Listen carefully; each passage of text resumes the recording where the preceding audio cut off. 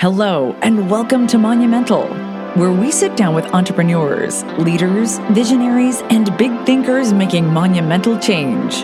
Here's your host, Evan Holiday.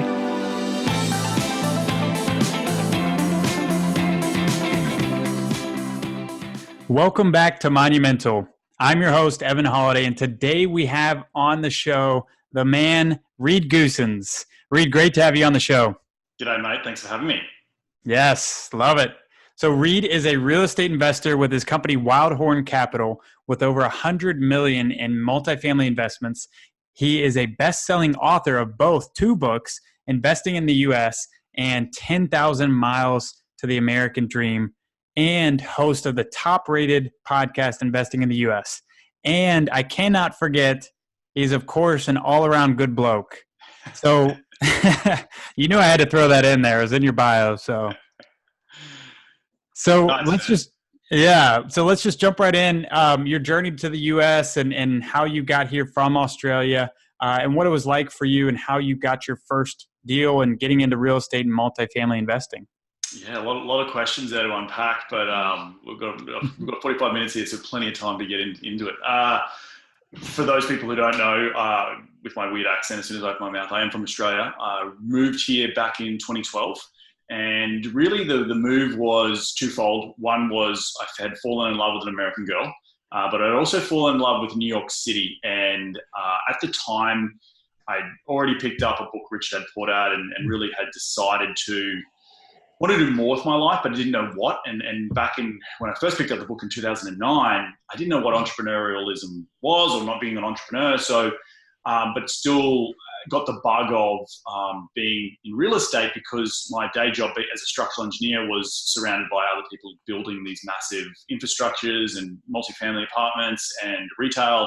But it took reading that book to understand, okay, this is what it means to be a real estate entrepreneur. Cut a long story short, wanted to still move to the United States because I had a real passion to live in New York, and I wanted to, live with my girlfriend at the time, who's now my wife. She had studied in Australia, and in 2012, I quit my job, my good-paying civil engineering job, structural engineering job, and just moved halfway across the world and rocked up in New York City with Erica, and we got an apartment. She got a job pretty quickly because she was American, but I had to pound the streets with my portfolio in hand and walk into different engineering joints and just say, hey, give me a job.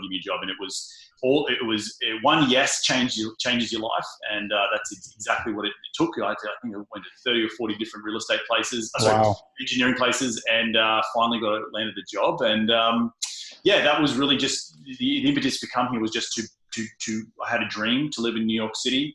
I had a passion to still be an expat.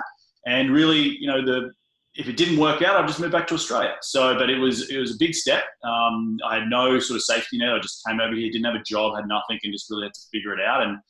And I think within 6 months of moving to the United States, I'd purchased my first duplex or triplex in upstate New York. And we can talk a little bit about that. But in a nutshell, that was how I first came to the United States.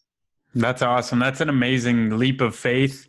For it sounds like what you said, two different loves. And I love the fact that you did take that leap of faith. I mean, that's huge. What do you think allowed you to take that leap of faith, and what would you say to others that are thinking about it but haven't quite taken that leap yet? Yeah, well, if any of your listeners know any Australians, they know that it's in our DNA to travel because we are an island down under that's surrounded by a lot of water. And I don't know, there's something about us. After university, I did leave Australia to go abroad, and I worked in London, and I worked in the south of France, and that's actually where I first met my girlfriend and my wife, Erica. And I came back to Australia for a couple of years, but still had that passion to live abroad. And so, look, why did I take the leap of faith? The real reason is I fear regret. Like, I don't want to wake up when I'm 60 years of age and go, geez, I wish I'd given that a crack. Or regret something, and there was something inside of me that I knew I had more to give in my life rather than just sitting. I felt like a star, basketball player or athlete, just sitting on the sidelines and sort of watching my life go by and thinking to myself, I can't sit in this cubicle for the next 40 years of my life. I really didn't subscribe to the 9 to 5. So pushing the limits and getting uncomfortable. In my mind, I was like, well, look, I'd already lived in London and I really enjoyed it. Like, I could still probably run the rat race if I was living in another country. Like that was sort of the compromise I said to myself. Yeah. And so I was like, okay, well, screw it. Let's just go and give this thing a crack in the United States. And if I've still got to be in the corporate world, then why not do it as an expat abroad and live in a new city and get to experience a new culture and all that sort of stuff. So that is really the kick in the backside was like regret, but the real reason was like I wanted to explore a new country.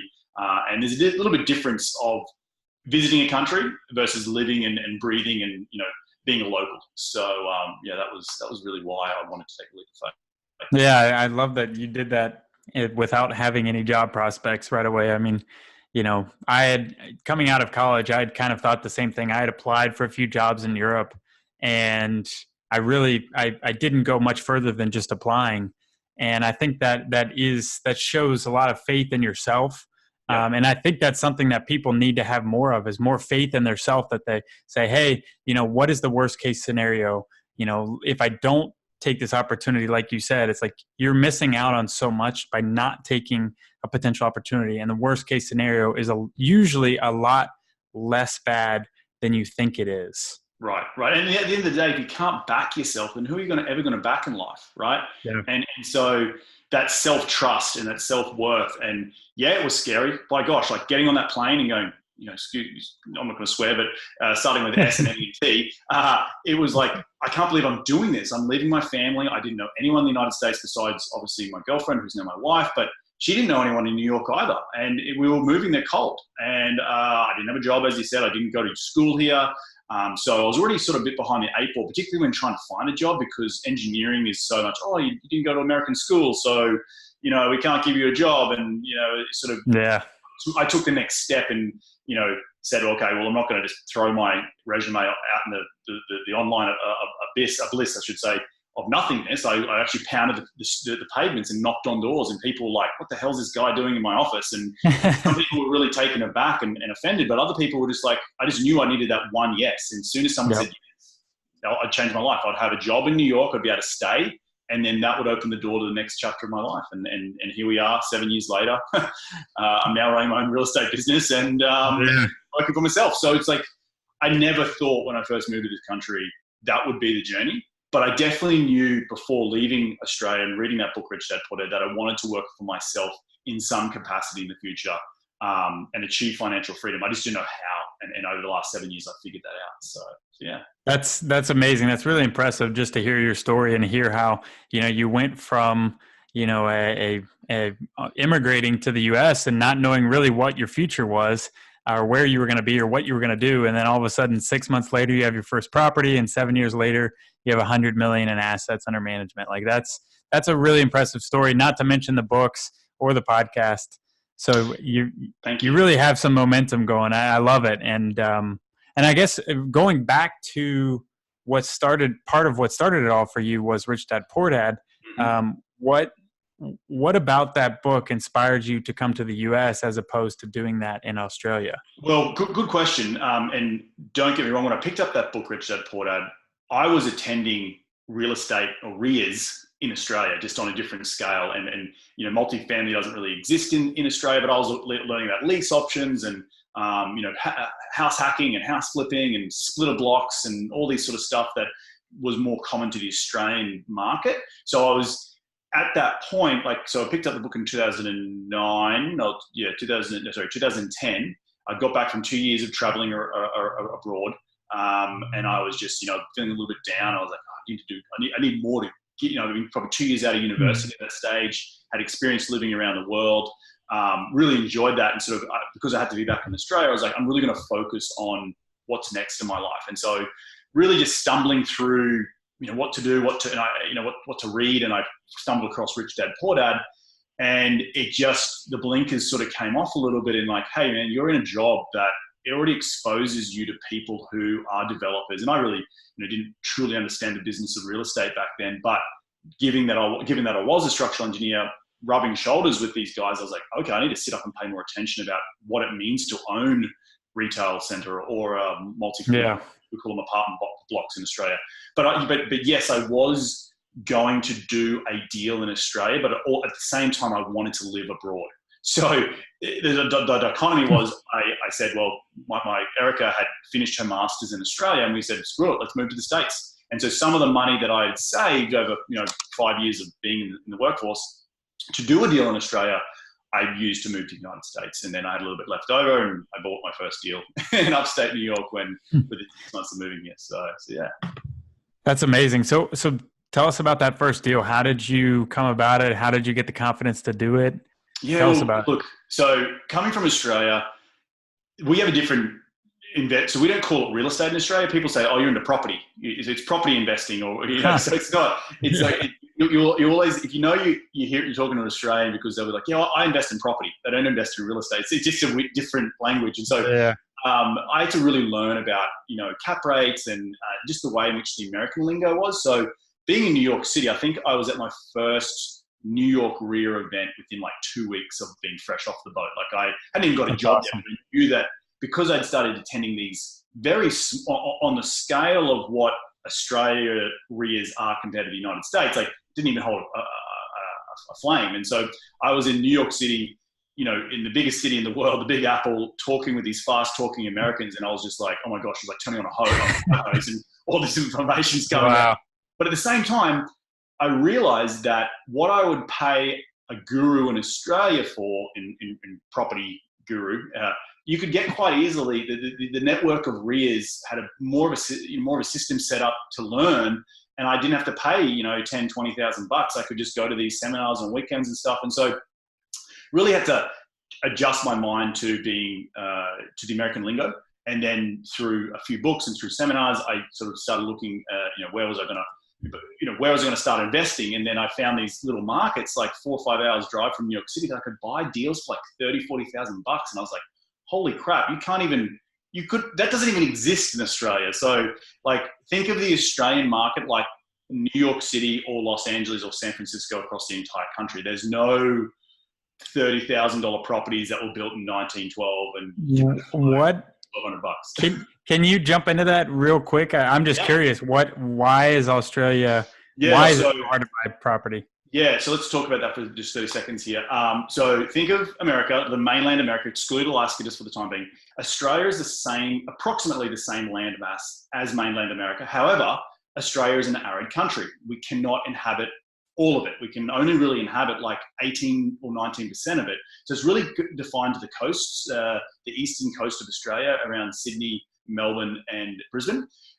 Also combine that with the population. We have not even 1/10 of what the population is here in the United States. So combine that with lending. When you have a smaller population, you have less lending opportunities, and thus it's really controlled by four big banks.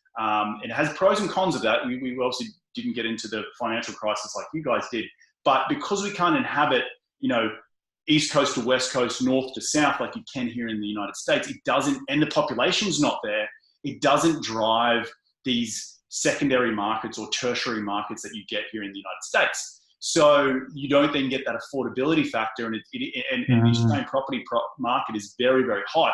And that's why I say, like, to break into the property market in Australia, you're probably looking at easy $350,000, $400,000, and that's just buying a condo of 2-bedroom, 2-bath. Like that's not even buying a house, unless you wanted to live in. There are sort of secondary markets, like in workforce housing markets, but you're not where you really want to live, and but it doesn't cash flow, and so and even if it does, it's very, very like 1 or 2% on a good day, and it could be all up really quickly. With deferred maintenance. On the flip side, you have a lot of capital, market appreciation.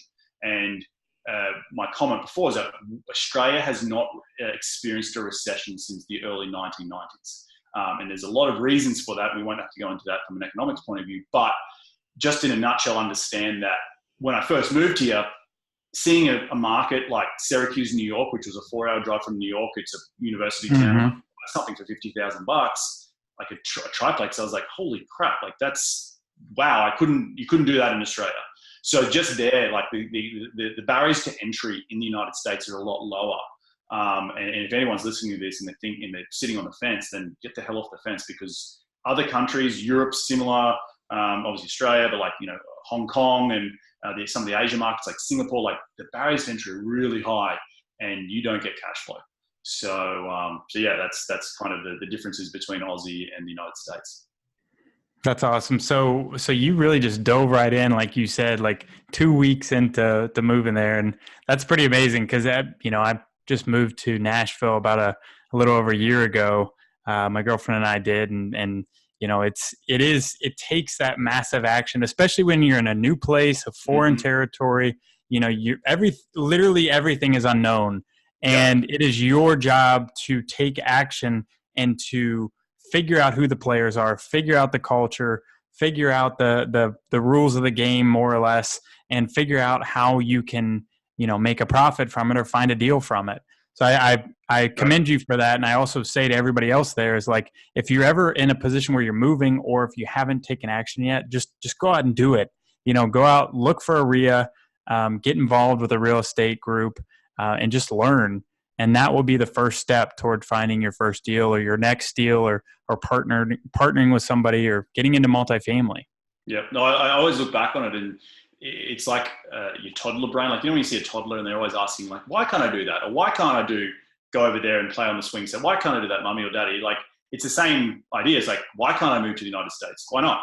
Just make it happen. Just do it. Like, don't think about the consequences. Just think about the action. Just go and execute. Like, don't double think about it and have in your hand, you don't want to be, silly with your money or anything, but like when you're making that big leap of faith, it's a little bit of that. You have to go back to that toddler brain because otherwise you'll think about it too much and you won't ever do it. And you just you just have inaction, and then you just sit on the fence and do absolutely nothing with the rest of your life. And that's where you get into a rut. And you always got to be moving forward and moving up. So yeah. So how did you move forward and move up to multifamily investing? Let's go to that. Let's go to that. So New York, first 6 months had a little triplex going really well. On paper, at least, went really well. Had bought a second property and just I because I was fresh off the boat, I had zero credit, and so I had to buy the first one all cash. I then took out a line of credit against the first one to buy the second one, and I think I bought a third one. So I think I might have had like maybe 150K worth of, quote unquote, little portfolio, maybe like 7 or 8 units across 3 different properties. Still wasn't financially free, was still working a day job, still doing the grind. At the end of 2013, end of 2013, a buddy, I started flipping a house in Philadelphia. A buddy of mine had come down from Canada, and we were out one night having a drink, and I was like, oh, look, I've got these 7 little units, and I'm flipping a house in Philadelphia. Like, I'm killing it. And he's like, man, that's awesome. Congratulations. And he told me about, like, he just closed on a 70, like 70. And he's like, yeah, 70. I was like, how the hell did you do that? And he's like, oh, I got a mentor, and I pulled a bit of my family's money together, had a couple of mates come in with a couple $100,000, but we bought like a $1.5 or $1.7 million property. And I think he had to raise like $300,000 or $400,000 to sell a Carabac finance. And I'd heard of all these terms, but he actually had done it. And I was like, how did you learn about like other people's money and all that sort of stuff? And essentially in a very watered down version, it was a little small syndication.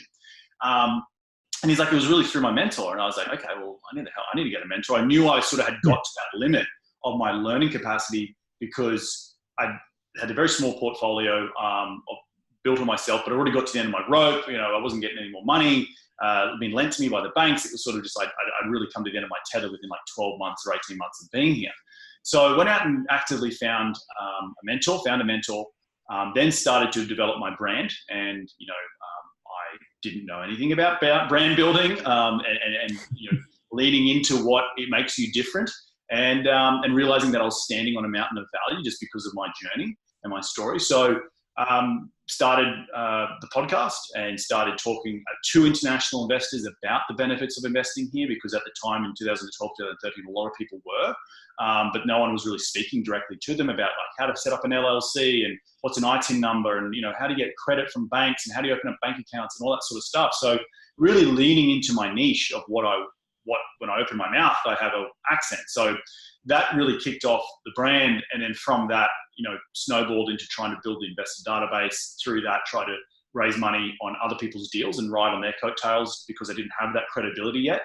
And through that, over a period of the last, 7 years or whatever, you do the math, it's 5 years, was able to transition and start doing my own deals keep growing the brand, books, and all that sort of great stuff, and growing the funnel, and now have about $100 million or $120 million under management. We've got another 350 units under contract yesterday, so in Austin, Texas, which we're really excited about, and it's going to be our biggest deal to date. So it just keeps snowballing, and momentum builds momentum. And so looking back, it's sort of like I can summarize it in saying, oh wow, it's been 7 years and I just flicked on a switch and all this sort of stuff. But it was a lot of freaking hard work.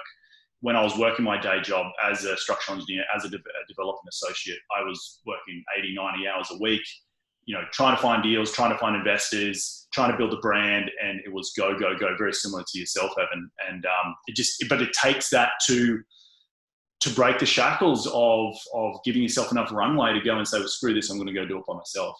So that's the jump. Yeah, I love it. And I love the 350 units. We'll have to get to that in a second. So tell me about these like 80 to 90 hour weeks. Like what was that like, and how did you know you needed to do that? Yeah, well, I know how to hustle, right? Going to structural engineering school or engineering school, like it's a hard degree. Like I just knew how to study well, and it was more of the fact that I knew that I didn't want to be in the current situation, and my drive to go and be like, the flame kept building from reading that book, Rich Dad, Poor Dad, to moving to the United States. The flame just keeps building, right? The fire within your belly. And to come to that point where I can say, hey, I've left my day job because I think it was only a couple of years, 18 months ago, 2 years ago, that I was doing syndication deals and still working and still doing the podcast and still doing everything else. Wow. But I had to, because one, I had visa issues because I had to be sponsored by a work, and then I only just recently got married 2 years ago. So there was other complexities that I had to deal with as well. But also just knowing that you can back yourself to go and take that another second leap of faith to say, okay, now I am responsible for putting food on the table, like paying my bills. Paying my paycheck, my payroll. Like, I only eat when I eat what I kill, so to speak. And so, it was a lot of work. But once I'd freed up that sort of, call it 40 hours of time, it's been so liberating. And I've actually had to go and teach myself to calm down, because when I did make the transition, and until this day, because I'd been working for so long, after hours, on weekends, in the mornings, I was sort of sitting like watching television with my wife and being like, I should be doing something now because I'm sitting down. Because my mind kept going, because that's what I've been doing for such a long period of time. So to make that transition, so like I'm so grateful every single day that I think back to when I was working a full-time job and trying to hustle on the side, just how crazy hard I had to work. And I'm so grateful that, and I say to my couple of buddies that I in an incubator with in Hermosa Beach, I'm just like, who I used to work together at this development firm, who now we both got our own businesses. It's just like, I'm so grateful that I work for myself. Like I can just go home. I don't have to freaking keep working till midnight just to. Yeah. Tell them what you did this morning. Yeah. So this morning, I grew up on the beach in Australia. I've always been into surfing, and I remember growing up even as a young teenager. Like, I'd be up early with my dad. We'd go down for a quick dip in the water and a surf.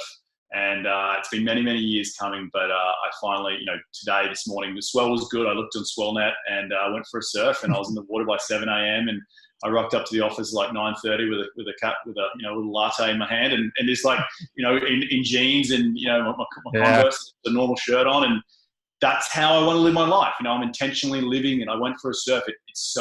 I use surfing as a way to break away from, let everything melt away. And it's just such a humbling sport that, you stuff up and the wave's going to crush you. But you get it right. And it's like snowboarding. It's like on a green slope or blue slope rather than a white slope. But it's a great way to start the day, getting in the water, getting the salt water in your veins, and helps you go crush the rest of the day. So yeah, that's amazing. So and I completely agree with your vision, and you're designing your life. You're living your life by your intention rather than just letting it happen to you, and knowing that your financial freedom has allowed you to to have that freedom to do whatever you want, whenever you want, go surfing in the morning on a Wednesday. Like, and that I think is a lot of, that is the dream for a lot of people. And so it's great for them to hear that, it is possible and there are ways to achieve that. And don't get me wrong, we just got this deal under contract. Like, I've been hustling the last 2 weeks, getting everything out. And then, it then comes down to this week's a little bit slower than it was. Like, last week was crazy. It was nuts. Like, I was working probably 60 hours easily last week. I worked over the weekend. Like, I just had to do it because we've got a new deal under contract, and it's just me and my business partner. And if I don't do it, no one will do it, right? So there's some weeks is hugely busy, but other weeks, this week is a little bit slower before next week is going to pick back up again when we do the investment webinar and we take on all the investors. The next month all the way up to closing is probably going to be pretty crazy. But then it will quieten down again, and then it will pick back up. So it's sort of like the waves in the ocean. It will ebbs and flows. But again, I get to control my time, and that's the most important thing in our life is time. It's very valuable. It's the most valuable asset we have, and you can't buy any more of it. So not yet. Not yet. Exactly. So tell me a little bit about how do you make sure you're using your time correctly and most efficiently? Yeah, and now that it's funny, when I was in the day job and hustling and doing it, sort of, you didn't have time to think. So it was just like, got to do something, it was sort of like more in reactionary mode, like putting out fires, rather than planning to be efficient. And so I talk a lot about on my podcast as well, about black, blue, and red time, and really being intentional about and for all your listeners out there, if you have a work week and you want to be intentional about where things fit into certain areas, black time is this, doing podcasts, inspirational stuff, talking to investors, finding new investors, finding new deals to an extent. Blue time is think of underwriting deals. Think of a factory, like someone who's on the conveyor belt, putting parts together. It's more the sort of nuts and bolts of a business. And the red time is really about administration stuff. And really, as an entrepreneur and a CEO, I need to be spending 50 to 60% of my time in the black, and 30% of my time in the blue, and no time in the red. And as you grow as an entrepreneur, you're going to do all of it, right? And as you start out being a solo entrepreneur, you're doing the admin, you're doing the bloody accounting, you're doing the underwriting, you're doing, you're trying to go shake the tree to see what investors you can find. But as I start to grow and realize there's awesome, products out there like Upwork.com where you can go and find someone, a virtual assistant for $5-6 an hour to get rid of the red stuff, that really started to crystallize my intention of being a business owner rather than working in my business.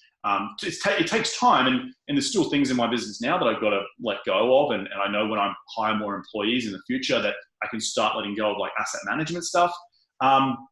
But being intentional about sitting down and go, okay, what does my day look like? What am I spending? Where's my black time at? And black time can be also personal development stuff, like meditating, reading a book, going to the gym, hanging out with your wife or your loved ones. That is black time. It's the juices that keep you flowing.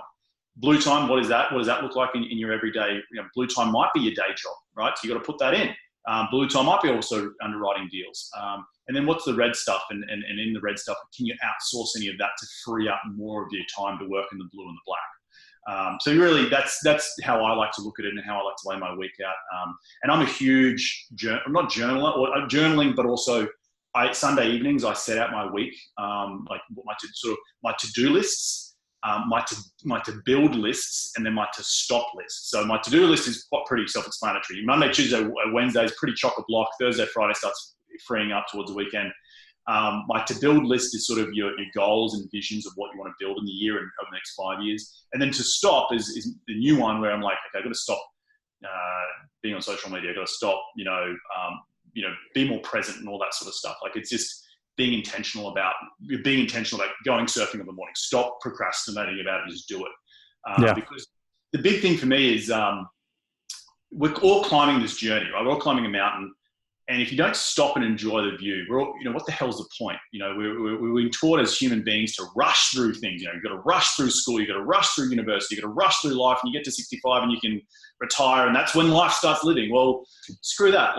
You start living life now, live it on your terms. And that's where it's being able to give up that 40 hours of a day job has allowed me to realize doing stuff like being intentional, like going surfing, spending time with my wife and understanding to enjoy life now. It's not always about what's going to happen in 5 years. Just if I do this one more deal, I'll be so much more happier. Like, being intentional about living life to the fullest right now, because you only got one of it. And when it's all over, it's all over. So yeah. That's awesome. So Sundays are your to-do list day, your to-build list today, and your it's more just to lay out the week, so I just get it out of my head and onto paper. And I don't have any fancy apps for that. I've realized over the years that I've tried them. Good for some people. For me, pen and paper. I have a journal here. I can't quite. This will be. But it's like a journal. It's a small pocket book. I write in it every day, and it's just what's mine to do, what's mine to build, and what's mine to stop. And the beauty of what I like to do, and this is just me. It's the physical action of crossing out an item and then looking back at the week and think, wow, I've achieved a lot. And that is a little praise to me subconsciously. It's like, wow, you've achieved a lot, and you can then put it down over the weekend and spend time with your loved ones and stuff like that. So that's just something that I've found in myself that's rewarding, to cross it out on a piece of paper for some reason. Yeah. Tick an app on, it goes away into the bliss. Yeah, exactly. I love the black and blue and red time. I think that's powerful too, for people to think more, be more conscious of what kind of time each activity is, like what value are you putting on that activity, right. And can you hire that out, or can you give that job to somebody else fairly easily by just writing down step by step what you're doing and teaching somebody how to do it. It's powerful to take that off of your plate. Exactly. Yep. So you said it's you and your partner right now. So do you have any other support, or is it? Yes, we do. We finally hired our first full-time employee at the beginning of the year. We've got an executive assistant, which has been hugely beneficial. I've always had 2 virtual assistants working for me with the podcast, posting, and just random to do red stuff that I really don't want to do. But our executive assistant has taken a lot of the business back end. We are looking to grow, and probably by the end of the year or early next year, we'll look to have our first asset manager and / analyst. I have 4 part-time analysts who work for me who have professional jobs, but they work remotely, and they underwrite deals for me each and every week. So just in the business itself, there's a lot of 1099 people who are involved, but it helps me as I don't have, as we're building this business, I can just have them all as 1099s, pay them hourly, and then as the business grows, bring on the select few that you want to bring on full time to grow an empire. But Andrew and I have this. Andrew sort of has this saying, and I kind of agree. It's like, if we ever get to a point where we need a HR manager, we're done growing. So. That's, in terms of the next 4 to 5 years, we're probably going to bring on a handful of analysts and a handful of asset managers and really just keep growing the portfolio. So, yeah. That's awesome. So what is the long-term vision for Reed and Wildhorn and everything? Yeah, it's good. It's a good question. I've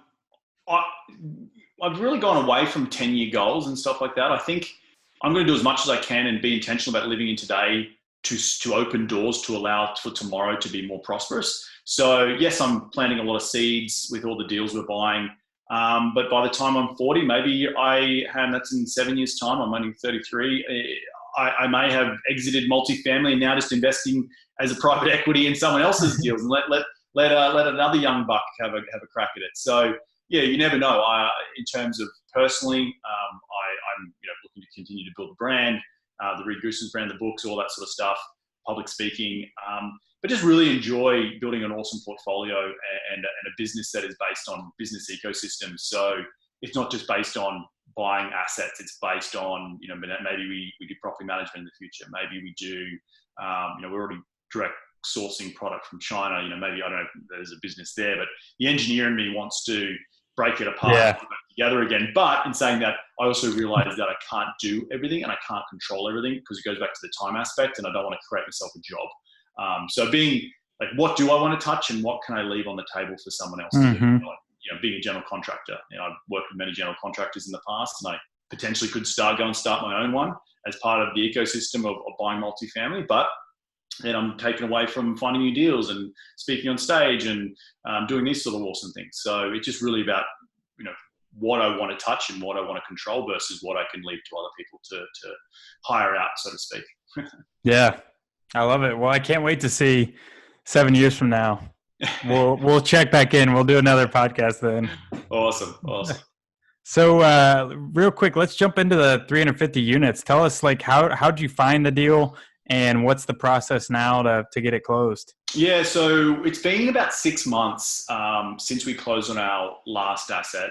I'm sure you're hearing this across the market. It's been really tight, and deals are really hard to pencil. I had a couple of other multifamily operators and syndicators call me up the other day, and they said, "Hey man, are you finding it hard to get deals as well?" And I said, "Yeah, I am finding it hard to get deals."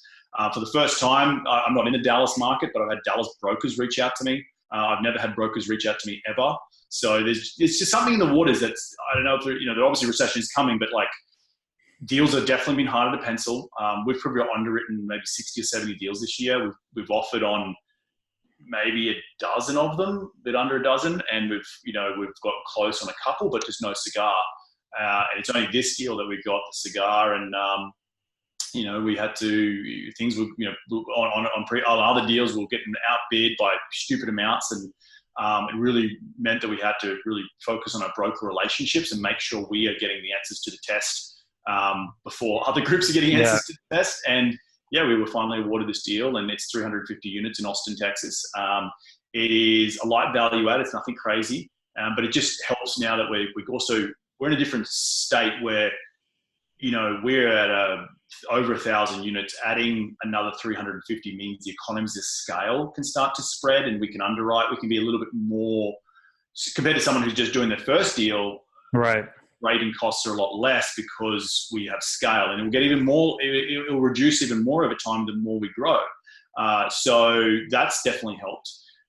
We are doing investment webinars next week. We started due diligence, I think, tomorrow, when the site team's going to be on site, our property management team. And really looking for a close around mid-September. So we're raising a fair bit of equity here. We're raising about over $17 million. So it'll be our biggest raise to date. And we're just excited to get this. We had a lot of pent-up demand because people have been reaching out to us. Have I missed your emails about the new investment opportunities? And I was like, no, you haven't. It's been a dry 6 months where we're coming. And last year, with launching books and closing a ton of deals, it was sort of like going 80 miles an hour in first gear. And so that's why we had to bring on the executive system. We had to sort of look at more of our system. So the 6 months has been, as much as deals have been harder to pencil, the market's shifting. It's also been a godsend to be like, we can look at our systems a little bit more and focus in on the current portfolio to now be at a place where we're really wanting to go execute more deals. In probably the next 6 to 12 months, we'll look to buy another 1,000 units, all being well that the market doesn't fall off a cliff tomorrow, which I don't think it will, but softening coming. So yeah. So how did you figure out your investment strategy, and how has it changed over the years? Well, two things. We've definitely gone away from Class C. We have now gone into, we're doubling down on true growth markets. I'm not, tertiary markets, all you say you want about it. When the recession does come, you still want growth. So we're looking in where people want to live, where supply is restricted, but demand is high. Austin, Nashville, you have some Denver, Colorado, you've got some really big secondary markets that when I first started out, I probably couldn't have underwritten deals there because, one, I wasn't sophisticated enough, but two, I wasn't understanding the true growth of these potential markets to then, ride out a recession and to still have that supply demand effect. And that's why, we all start with wanting to get into Class C and high cash flow and all that sort of stuff. But the reason, like, I've rubbed shoulders with big dogs here in LA and New York, and I'm sure you rubbed shoulders with some big developers in Nashville. They're buying in these high demand, low supply areas and building Class A for a reason, because over time they have equity growth. And look at New York, Manhattan. The value is only going to continue to go up over the years. There's only a limited amount of land, and that's really what our MO has changed from. So going from a more of a speculative market type of underwriting to now saying, okay, now I want to be in core markets, understand why I'm in those core markets, and build a portfolio in and around that. So not just being, I've got a deal over here, and I've got a deal over in Alabama, and I've got a deal in, Phoenix, and I've got a deal up in North Carolina. Like, have your economies of scale within, we probably want between 1,000 to 1,200 units per MSA. But as we grow out, I want to do a deal in Houston coming up here soon. But Andrew, my business partner, he is in Austin, so it's sort of his boots on the ground. And part of the reason we did partner up, because he had a skill set that I didn't have, and I had a skill set that he didn't have. So back to your question, we've changed just through understanding market growths and really where that supply and demand is, and where the jobs are being created and why. I love it.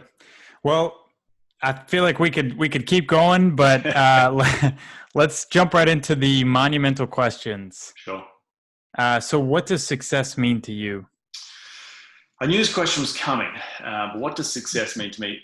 I think it's changed over the years, and it won't be a short answer, but I'll try and keep it as brief as possible. Success is what you determine it to be. And I think there's a lot of people on social media with social media anxiety that like, I need the Lamborghini and I need the holidays and all that sort of stuff. To me, success is achieving financial freedom and living life on your terms. I think that is success. And you don't necessarily have to have all the bells and whistles. You can be financially free by moving to achieve, just reducing your daily living costs, and moving from LA, say, to, I don't know, I had a buddy who moved to Asheville, North Carolina, because he just halved his living costs overnight, so he could become financially free. So Success is really what you make it. To me, it's about getting my time back, and that's what I've achieved. And now the next part of success is, okay, well, I want to be intentional about my life, and I want to grow a business that I'm proud of, and have assets in my business that my investors are proud of, and leave a legacy, obviously, for my family and my future family that I can be proud of.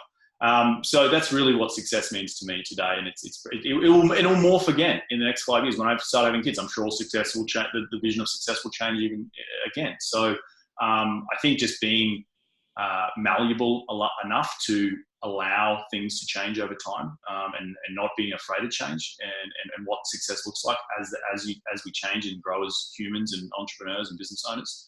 I think that's really important in my life, in my mind. Yeah, that's awesome. What about, do you have a daily habit or rituals? Yeah, so I'm a couple of things. Obviously, I spoke a little bit about the journaling on a Sunday night. That's not necessarily a daily habit; it's a weekly habit. I like to lay out the week beforehand so I can look at it every single day and cross off things. Obviously, I like to actually, before I go to bed, just to calm the mind down, I do a bit of meditation, and I try to work out at least 5 days a week, whether it be surfing or going to the gym, being physical. It's part of who I am, fitness, and it makes me feel good. And so I try and be intentional about working out as at least 4 or 5 days a week, because that is something that keeps my mind sound. So yeah. In closing, do you have a favorite book or book you're currently reading? Yeah, reading Principles by Ray Dalio right now, and a favorite book. There's been so many over the years. Obviously, we spoke a lot about Rich Dad Poor Dad. There's another book called from a couple of Australian authors called Key Person of Influence. It's really about building a brand, knowing that you're standing on a mountain of value, and how to share that value with other people to create your own tribe. It's more not necessarily around about real estate. It's not got nothing to do with real estate. It's about just building brand awareness and building a business on being a KPI, key person of influence, and how you can leverage that and be recession proof. That's a really good one. I really enjoyed recently reading. It's more of, it's a true story, but it reads like a thriller, and it's called Red Notice by Bill Browder, and how this American guy went into the Soviet Union and bought up a bunch of when things were going from from government owned to privatisation in the early as the Iron Wall fell, the Iron Fist fell, I should say. Really fascinating read, just in terms of how someone, again, similar mindset to me, looked at a foreign market and wanted to go break in there and caused obviously a lot of drama. But just from the beginning of the book, you can understand like his wants and needs to go and change his life and be a key person of influence in the Soviet Union space. If that was really interesting read. So definitely Red Notice, Key Person of Influence, and Principles by Ray Dalio, I should say. So yeah. That's awesome. I've read Principles, but those other two are going on my list. Definitely read it.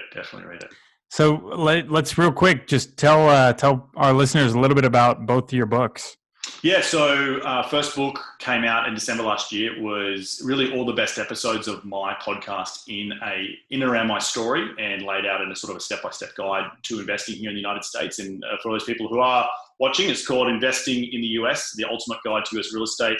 It's about 250 pages long. It covers everything from how I got started, and in and around my story, how I got started, finding markets, how to analyze deals, into syndication, and how to set up. There's one chapter in there for the international folks, but that's one book. The second book just came out literally last week, and it's called 10,000 Miles to the American Dream. And I started a mastermind group about 4 years ago. I coined it the Aussie Real Estate Mafia, but it was 8 guys, all Aussie blokes I'd met through my podcast or through other people who had made the journey here, had started successful real estate businesses. And we just said, I just said, hey guys, we all got to start talking to one another. We're out here, we're Aussies, we all have the same humor. Being an entrepreneur can be pretty lonely. So let's start with a monthly call. We started with a monthly call that turned into a meetup once a year. That meetup turned into bringing wives and girlfriends and partners along. And that turned into, hey, let's start a book and let's tell our story. And each person of the 8 have a chapter. And it's as the book says, it's 10,000 miles to the American dream. And if a bunch of Aussies can move halfway across the world and achieve financial freedom, then why can't the average American? So check it out, both on Amazon as well. Yeah. That's awesome. And guys, we'll put links to both of those in the show notes. I love how you created a mastermind and then that morphed into so much more in a book. So that's really cool. Yeah, it is. Yeah, it's about surrounding yourself with people that are going to lift you up. And I didn't have an intention for that, but I sort of in the back of my mind, I was like, this could go one or two ways, and it went the way that I hoped it went. Yeah. Yeah, that's awesome. So, how can our listeners reach out to you or follow you or get in touch with you? So pretty easy. Head over to my website. It's really where everything is at. It's reedgoossens.com. That's REEDGOOSSENS, reedgoossens.com.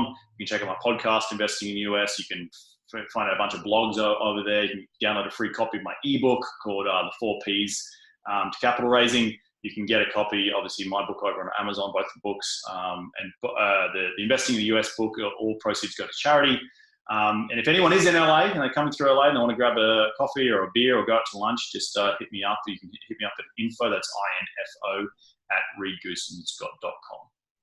And guys, I'm going to take him up on that. So you guys better too. Well, Reed, I had a blast today. Really had a lot of fun with you and just learning your story and everything that you've been able to accomplish in such a short amount of time. And also, guys, this guy is a good bloke. Remember that. Down to earth, right? Down to earth. Yeah. Down to work. So, guys, if you enjoyed today's episode, make sure to share it on social media. Tag Reed, tag me. Let us know you're listening. And with that, guys, have a monumental day.